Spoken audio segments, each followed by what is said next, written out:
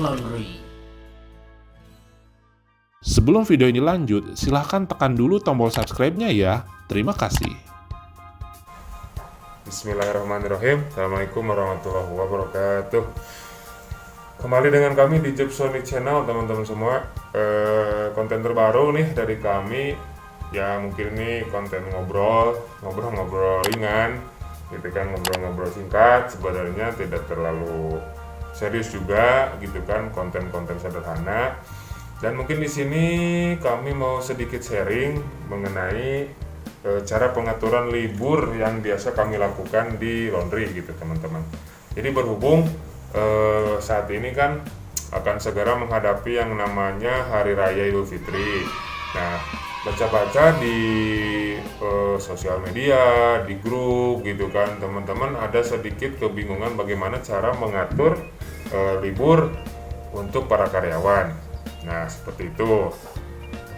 Jadi, kalau sepengetahuan kami dan sepengalaman kami, gitu kan, yang memang sudah kami jalankan, mungkin untuk tahapan libur itu bisa dibagi dua gitu kan teman-teman. Kenapa dibagi dua? Yang pertama, keputusannya ada di kita sendiri, gitu kan, sebagai owner misalkan, atau mungkin cara yang kedua dikembalikan lagi ke karyawan yang mau menjalankannya, gitu, seperti itu. Nah, untuk cara pertama, katakanlah keputusan ada di kita di owner, gitu. Nah, jadi kira-kira seperti apa, gitu kan, cara pengambilan keputusannya? Mungkin ada baiknya teman-teman ambil keputusan, lihat tanggal, lihat waktu, lihat sikon barang yang sedang ada di garapan di workshop misalkan. Nah, jadi apabila misalkan memang barangnya sudah beres, segala macam kegiatan sudah bisa terhandle sebelum hari H, gitu kan, mungkin bisa diliburkan.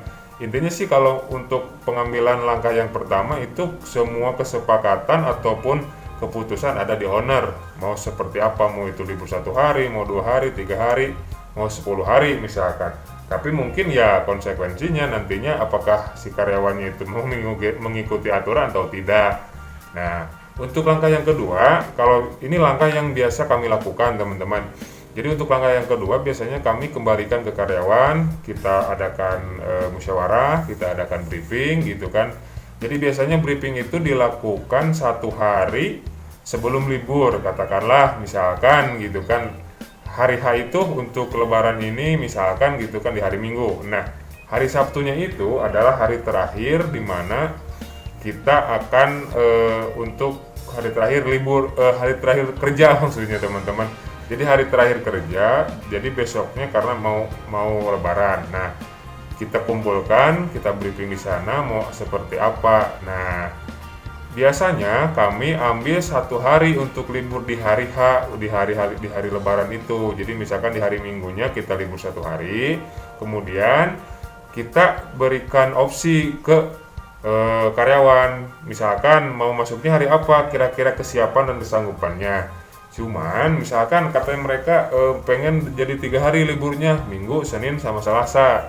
Berarti kan kita ada jarak waktu 3 hari untuk mereka tidak berproduksi. Nah, cara yang kami lakukan biasanya jika melihat sikon barang masih banyak, orderan masih banyak, gitu kan, pada saat musyawarah itu kita sampaikan bahwasannya jika ada yang masuk misalkan di hari H, katakanlah jam 9 atau jam 10 siang, gitu kan, masuk, maka omset atau pendapatan di hari itu kita bagi 2, gitu kan, kita bagi 2 dengan karyawan yang masuk, atau mungkin bayaran hariannya kita double, gitu, kita kasih double 2 kali lipat. Jadi misalkan yang biasanya 50.000 per hari dapat 100, atau pembagian dari omset. Nah, itu tergantung kebijakan kita juga, tergantung kesepakatan dengan karyawan, dan tentunya teman-teman harus meriset dulu, gitu kan, apakah cocok nggak ini diambil langkah yang seperti itu, gitu, seperti itu. Jadi kebanyakan kami melakukan hal seperti itu. Jadi kami ambil langkah yang kedua untuk masalah libur, kita diskusikan, kita musyawarahkan, dan kita kembalikan ke karyawan apakah mau diliburkan beberapa hari ataupun kita ambil opsi tetap ada hari libur, cuman ada masuk siang di hari H dan hari besoknya jika yang masuk kita tambah untuk uang hariannya atau untuk omset kita bagi 2. Biasanya jika teman-teman melakukan hal seperti itu, si karyawan akan lebih bersemangat. Kenapa demikian? Karena mereka meyakini bahwa pendapatannya akan 2 kali lipat. Tapi memang ada resiko yang harus diambil gitu kan. Mereka nggak bisa kumpul kecuali memang mereka tidak ada kegiatan, tidak ada kumpul-kumpul. Toh kan yang namanya saat ini kan Id bisa pagi sampai jam 8, jam 9 kan bisa beres gitu kan. Nah mungkin jam 9 ke sana bisa masuk kembali seperti itu.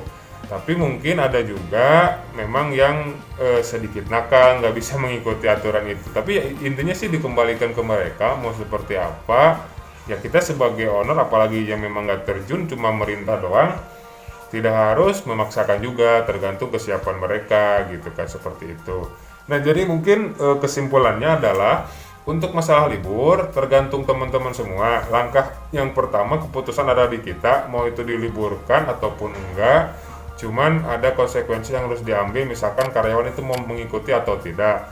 Untuk yang kedua, cara pengaturan liburnya itu kita musyawarahkan dengan karyawan semuanya, misalkan mau liburnya berapa hari, ataupun dengan kita berikan reward jika ada yang tidak mau libur dikarenakan situasi dan pandeminya juga masih berlangsung dan mudah-mudahan cepat berlalu gitu kan, mau kemana-mana juga susah. Jadi dikasih bonus jika yang masuk di hari H gitu kan, pada siang hari, mau itu setengah hari ataupun seperempat hari, dikasih gajinya double misalkan. Atau mungkin di saat yang lain libur ternyata orang itu masuk, maka omset yang masuk hari itu kita bagi 2 misalkan, seperti itu. Jadi mungkin sharingnya segitu teman-teman ya, sharing-sharing singkat aja, karena melihat banyak yang kebingungan gitu kan, bagaimana cara pengaturan libur di hari raya seperti ini gitu kan.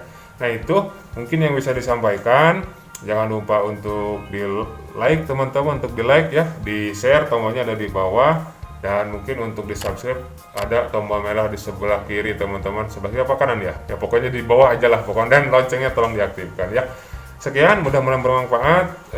Jangan lupa untuk tonton terus jika ada notifikasi dan tayangan-tayangan kami, mudah-mudahan bermanfaat dan channelnya bisa terus berkembang. See you, sampai jumpa dan bye-bye. Untuk informasi layanan laundry wilayah Ciamis, hubungi admin Halo Zeps di 081 22 33 14 300. Dan untuk informasi paket peralatan laundry, hubungi admin Meja Setrika Uap di 085 871 484 937.